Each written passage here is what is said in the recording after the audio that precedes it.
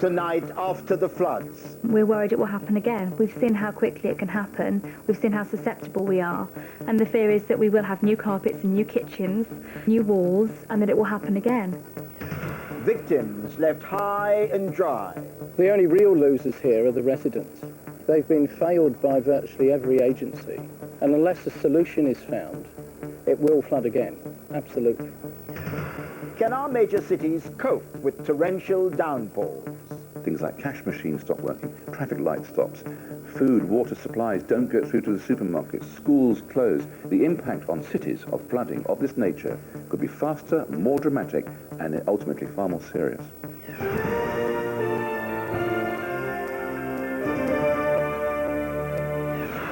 Good evening.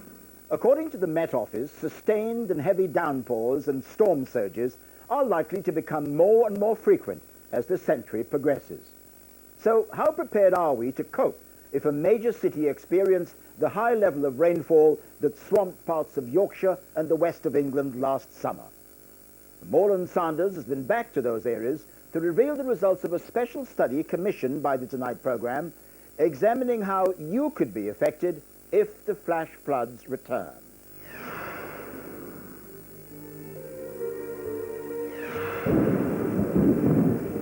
A day it's been. Torrential rain brought severe flooding to many More than a month's rain in 24 hours, bringing with it tragedy. Fire crews were stretched to their absolute limit. Many homes were also flooded as gale-force winds drove in more heavy rain throughout the afternoon. Leaving desperate people lucky to escape with their lives. Hamburg, as 23 schools are forced to close around Hull. Summer 2007 and Britain is seemingly sinking. In the wettest summer on record, relentless rain forces thousands of people from their homes and leaves the UK with a clean-up bill of £3 billion. And we better get used to it. Scientists claim climate change will mean more of us will be waist-high in water, even if we've never been flooded before. The working taxman, he's getting no help whatsoever. Where's the government? I want help. Everybody who's not paying the taxes are getting help. For more than a month, 18 different counties had the heavens emptied upon them. Yorkshire, Lincolnshire, Gloucestershire, Oxfordshire, among those hit by some of the worst floodwaters ever seen. We've been following the flood victims as they try to get back on their feet. Tollbar in South Yorkshire was amongst the first to be hit. This is the main street after a month's rainfall fell in just one day. Scott and Janet Rodwell's house was among the very worst affected. Well, Monday night we had about 2 inches of water in the house, and by Tuesday we were just totally underwater. It's now at 5 foot in the house. Thousands of people around this region were waist deep in misery. For the Rodwells, family life just ground to a halt. I just opened this bag, and here's all Aaron's coursework. His homework. His homework. He's felt upset about this because he's got a lot of work done here, and now the teachers are saying, well, where's your work, you know, and he's trying to explain. And to be fair, you know, they don't understand, the teachers don't understand what we're going through, how bad this is. 5 months on, and at street level, it looks like Tollbar has returned to normal. But while the water may have receded, many houses are still far from ready to be lived in again. This is home now for the Rodwells, a caravan at the bottom of their garden, designed for 2 weeks in the sun rather than a winter in Yorkshire. They've had enough. 3 kids, mum, dad, dogs, living in such a cramped and confined space. Their 2 sons have to share this bedroom.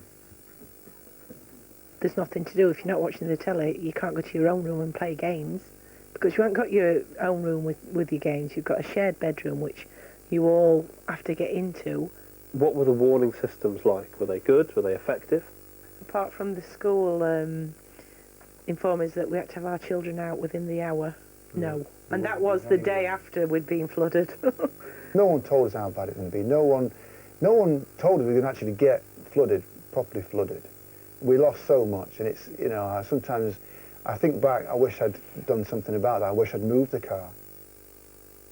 It is frequently the Environment Agency that takes the blame for this mess. The people of Tollbar complained about a lack of warning and are still demanding to know if more could have been done to prevent the floods in the first place. The biggest issue in the summer was just how much water there was, how much intense rain in a very short period of time. Some places, one day saw 6 months' worth of rain falling. So none of the systems that we operate would have stood up to that intensity. It's a very unprecedented event. So there's nothing you could have done better? Oh, there are certainly things we could do better, and we'll be launching our review next week, which goes through all of the issues that come up, and there are many lessons to be learned for government, for other bodies, for ourselves. But generally speaking, I think we can reduce the number of floods that happen, but we'll never be able to provide a system that's completely proof against some of these very, very extreme events, which this one was in the summer. So who was in charge of the response to this summer's extreme events? Seemingly no one. The current distribution of responsibilities is a mess. Householders have no idea who to contact in a time of flood risk. There's no single agency responsible for handling emergency at the first point of call. So not only are individuals confused, but the agencies themselves are often confused. And different agencies in different parts of the country have different views on their own responsibilities. But we've been hit hard in the past. There have been plenty of opportunities to get things right. 2000 and floods hit home in 700 different locations, costing £1 billion. 4 years later, the village of Boscastle overwhelmed by a torrent of floodwater. And earlier this month, a tidal surge threatened the east coast. We were hours away from a major disaster. So why do the weathermen think this summer was such a washout? Well, the blame lies 30,000 feet up, the jet stream, a massive global wind that normally hangs around to the north of the UK. This year it moved and we got wet. It's where the jet stream is that defines the kind of weather we get through summer and winter. Normally in the summers, the jet stream, as you can see, up to the northwest, that brings the high pressures, that keeps things nice and quiet, warm weather, sunny weather, pleasant conditions. This summer, however, very different. Jet stream down to the south, which means low pressures across the UK. They become slow moving, they give us lots of rain. That's what caused the flooding right through this summer. With global warming now becoming an established fact, there are several things that we have to take into account. One, obviously, the high temperatures. And we've seen the damage that that can do a couple of years ago when we had many thousands of people suffering from heat stroke, many thousands of people dying in Europe because it was so hot. But the other edge of it, the harder bit indeed to predict, is this idea of this increasing storminess, which is what we've seen this summer with the increasing numbers of storms. They've been very vicious, very vigorous, carrying a lot of heavy rain and some very strong winds with it. So you've got to balance the two things. So the way we design our way of living to cope with these things has to cope with a much more extreme climate than we've been used to for the past 1,500, 2,000 years. And don't think for one moment you'll be spared from this extreme weather if you're on high ground or well inland. We have to expect flash flooding, and that can inflict damage and injury on all of us. Jill Bolton's job is to work out how much damage will be caused when the rains come, and with flash flooding, she claims there will be no hiding place. If you don't live near a river, you don't live on the coast, and you haven't been flooded before, you're going to be all right, aren't you? No, I'm afraid you're not necessarily all right. One of the elements of flooding is flash flooding, and that can occur wherever rain happens. Do you get rained on? You could have a flash flood. It's very much more about the intensity of the rain and where it runs. So even people on hills can find that the rainwater runs into their houses on its way down the hill to the poor people at the bottom who will flood. For most insurance companies, over half their claims are from sources other than river and coastal flooding. So flash flooding is a very common occurrence. So what would have happened if that rainfall dumped on more rural areas in the summer had hit one of our big cities? How many people would have been affected then, and how much damage caused? Well, Jill and her team used a computer model to estimate the impact if the rain had deluged Birmingham. What have you done and how have you done it? What you're seeing here, this is Birmingham. You can see Spaghetti Junction, And what we're seeing is how the flash flooding is actually developing over the several hours that the rain is falling and where it's running to and pooling. So we can actually see which houses are affected by it. And apart from the houses, what else could be affected, Jill? Well, obviously businesses, there's a power station in Birmingham, there's also electricity substations, water treatment works, and that would impact on a lot more people than actually are flooded. You know, loss of water, loss of power, and that can be for weeks. And as far as this model shows, the power station would have been hit? It would indeed, yes. So how many properties would have been affected in Birmingham? In Birmingham, it would be about 18,500 properties are at high risk, but rain doesn't fall evenly over the whole area. So something like 3,500, 4,000 properties would be hit if that rainstorm had happened here. It's not heavy rain that keeps London's planners awake at night. It's something called a tidal surge. This ITV drama imagines just how devastating that could be. Much of our capital city simply overwhelmed. The Thames barrier works effectively to make sure this doesn't happen. Yet our computer model shows London is very much at risk from flash flooding. If the capital received a typical deluge from this summer, 30,000 houses could flood, with estimated insurance costs of £1.2 billion. If this happens, we may be in much more trouble than merely having wet floorboards. For a major city incurring this amount of water in a flash flood, things like cash machines stop working, traffic light stops, food, water supplies don't get through to the supermarkets, schools close. Now these things add up to very highly symbolic effects. They themselves, as unique acts, aren't necessarily catastrophic, but they give an image that the country is starting to lose it, that your own society can't cope anymore, and you get a very uneasy feeling. But the impact on cities of flooding of this nature could be faster, more dramatic, and ultimately far more serious. And back in Toll Bar, people are still living with that impact of floodwaters. The Rodwell's house hasn't even dried out yet, and they've just discovered their ceiling has to come down, adding yet more delays. I can't believe it's been, what, thick under 5 months now? Yeah. And you're still drying the place out? Yeah, it's, we've got about another 2 weeks of drying yet. So when do you reckon, Scott, you're going to be back here on your sofa watching your telly? Realistically, I think a job like this sort of size, just the house, I think will be Easter. Then I think we're going to spend all next summer tidying the land up and, you know, reinstating things that have been damaged throughout the land, you know. I think it's a big job, it's a massive job. And this is what life looks like 5 months after the Great Flood. Houses are still empty, not yet fully dried out. And this is where people are living, in this temporary caravan park. People had hoped to be back home by Christmas. They now realise that's unlikely to happen before summer next year. Back in June, the floods were making the national news. John Jackson showed Prince Charles around the devastation. The royals disappeared along with the cameras and the water, but the locals remained, left high but not so dry. At present, I haven't even got power. The builders are in. We've actually now got floors, which is a godsend. We can walk in the place, but certainly we're nowhere near getting back to normal. I would estimate at least another 2 months. At the rate they're going, I think it should be another 6 month rate they're going, because they've not started on the houses. No. They've not started them, and I think if they've got a decent team in there, each one of them houses would probably be done in 5 weeks. To me, these insurance companies, they've been inundated with cases, and what they've done is they've put young people on the end of a telephone with a set of standard answers, which is not fair on them because they're getting all the flack, and it's not fair on us because we're getting just absolutely nowhere. It took them 14 weeks to send me an interim payment.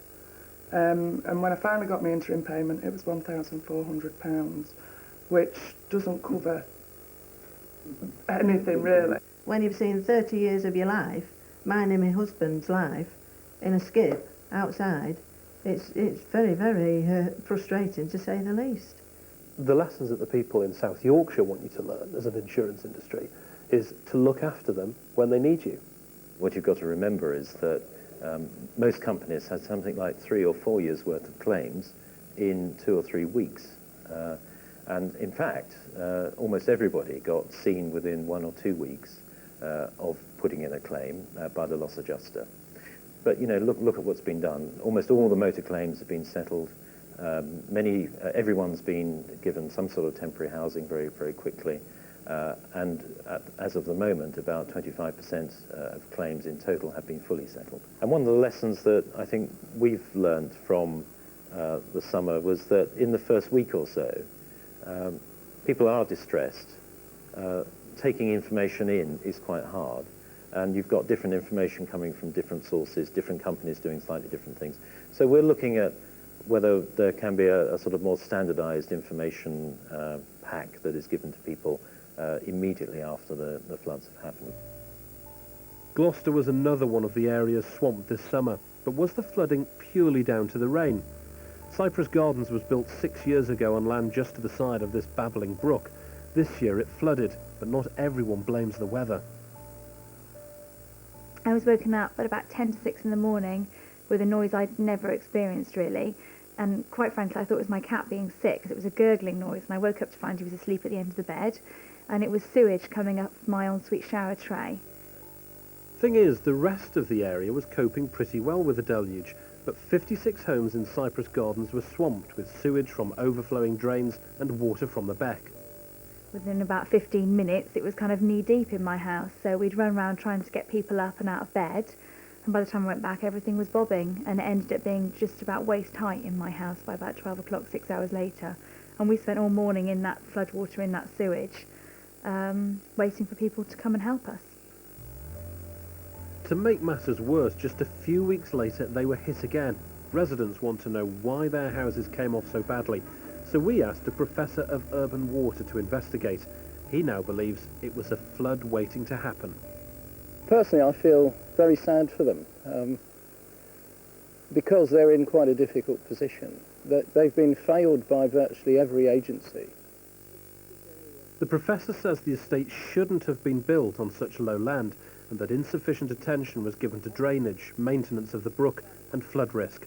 He believes residents were put in danger because a local pumping station designed to prevent the land from flooding was flooded itself.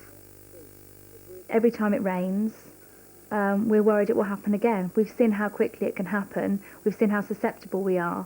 There's been tiny bits of remedial work on the bank by the Environment Agency, which, although we're appreciative of, are so far from where we need it to be. And we are expected to move in as an entire community that's been hit twice with very, very little change. Very little change. And the fear is that we will have new carpets and new kitchens, new walls, and that it will happen again.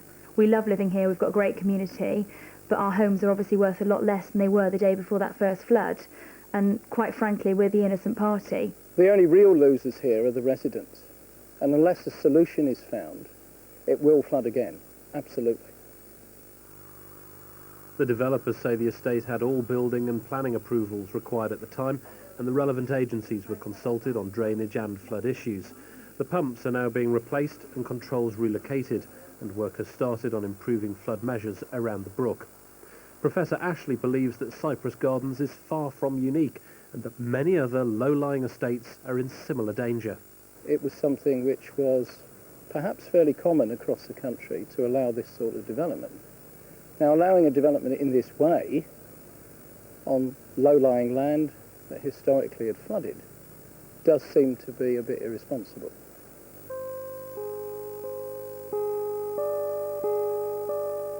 And if this is happening across the country, who's asking questions as to whether permission should be given for such developments to go ahead?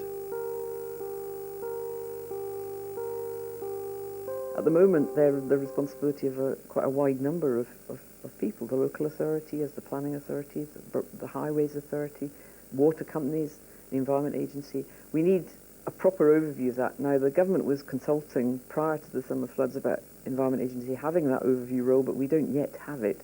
We would very much welcome having that overview role, but that would still mean that local authorities would need to be in the lead. Despite the increased risk of flooding across the UK, the pressure is on to develop sites like this one here in Lincolnshire. The government reckons we need 3 million new homes by 2020, and councils say they've got no option. They have to build on floodplains. Swanpool is a floodplain in Lincoln, which is up for redevelopment. The local council wants to build 4,500 homes here. Local opponents say the place is reduced to a big muddy puddle at times of heavy rain. The Environment Agency think this development is a bad idea.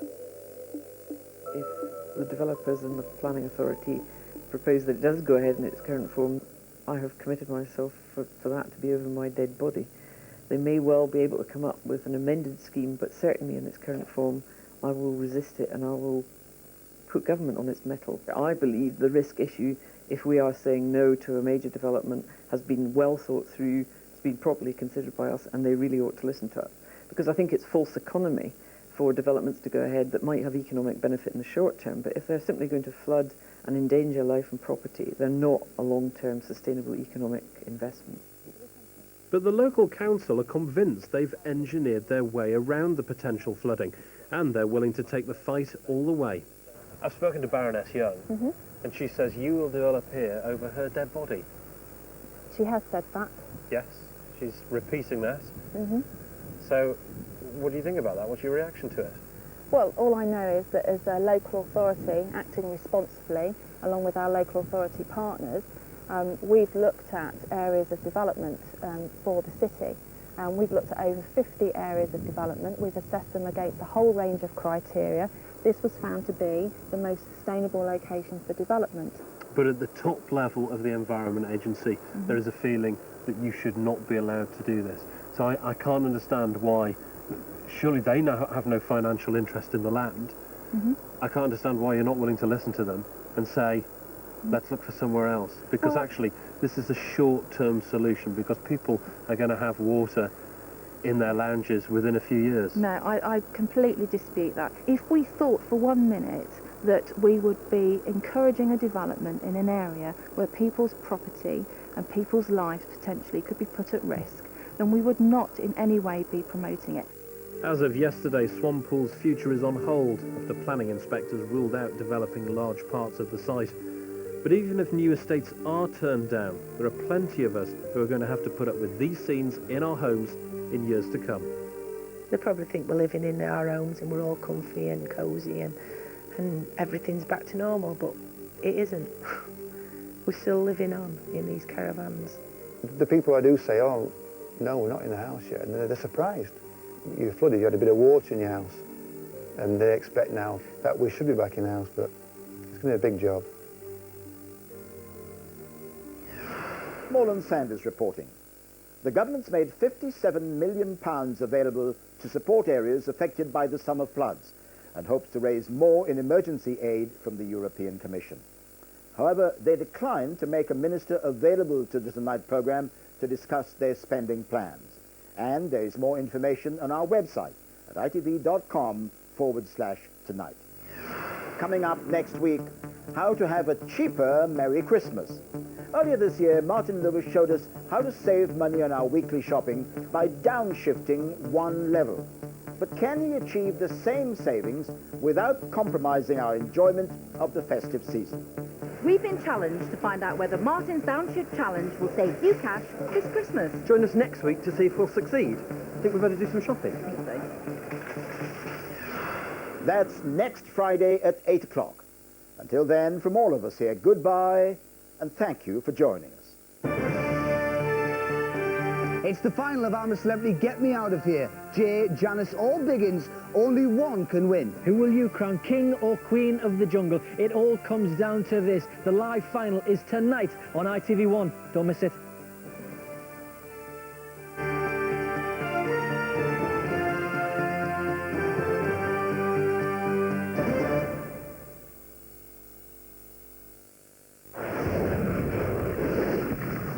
Baghdad skyline, well, it's now flames and billowing. For these people, religion is not something you practice once a week. It's part of the very fabric of their lives. All my children will grow up and fight. The Taliban fired. Our camera damaged in the chaos. Troops are now firing back with mortars. Well, this is a dangerous and a frightening place to be. A procession of coffins, each one bearing a life whose loss has changed so many others. The cheap goods in our homes, made in China, are helping to drive the environmental catastrophe. The disaster of this planet cannot be avoided.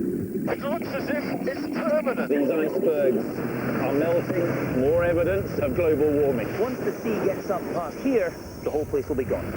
And we're presented with this. desert is advancing 3 miles every year. Junjun is 16 and he's dying in the name of progress.